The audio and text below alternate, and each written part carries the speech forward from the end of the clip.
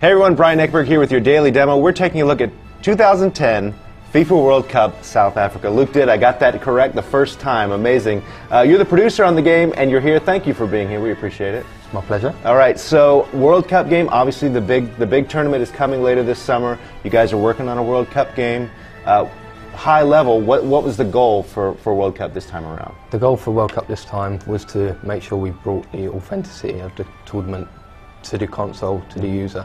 For the first time, you can play as all 199 teams that participated in the World Cup qualification. That's actually up from 127 from World Cup 2006.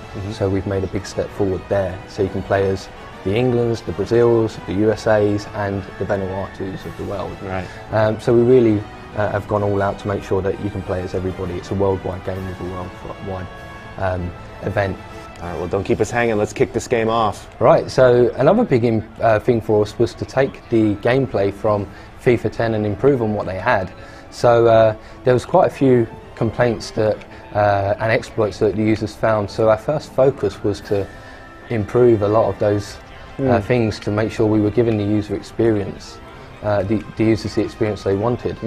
So things like chip shots, finesse shots, goalkeeper positioning, refereeing and so on, we've improved massively. It seems like year in and year out, the FIFA team's always talking about goalkeeper improvements. Goalkeepers improve year in and year out. What's the goal this year?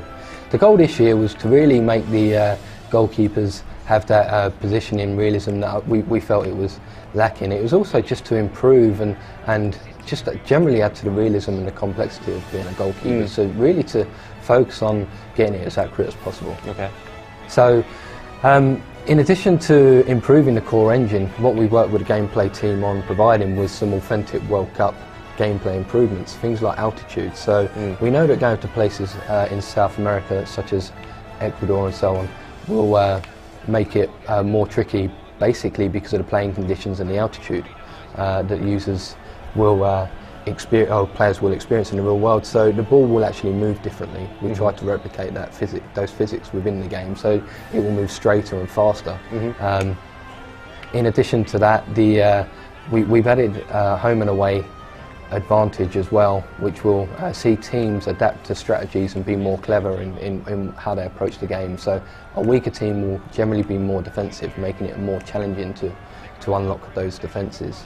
I know we're in the single-player game here, but while we're here, let's talk a little bit about what you guys are doing online, because there's a lot to talk about, right? There is a lot to talk about. So today we're pleased to announce that for the first time you're going to be able to play in a full online World Cup tournament. So that's the group stages, the 3 group matches, so you will progress through. If you successfully get through those games, you go into knockout stages, so the round of 16, quarterfinals, semi-final, and also the World Cup final. And ultimately you'll be able to take your favourite nation on to win the World Cup.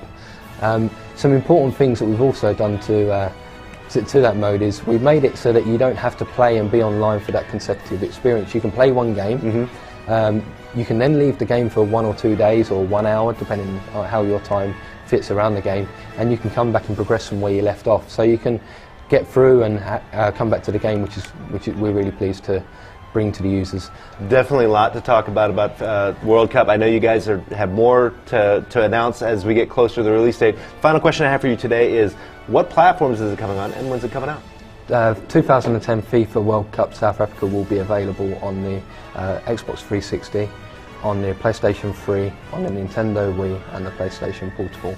It will be released April 27th in North America and April 30th worldwide. Okay. There you go, your look at 2010 FIFA World Cup South Africa. Thank you for being here, appreciate that. There's your daily demo for the day.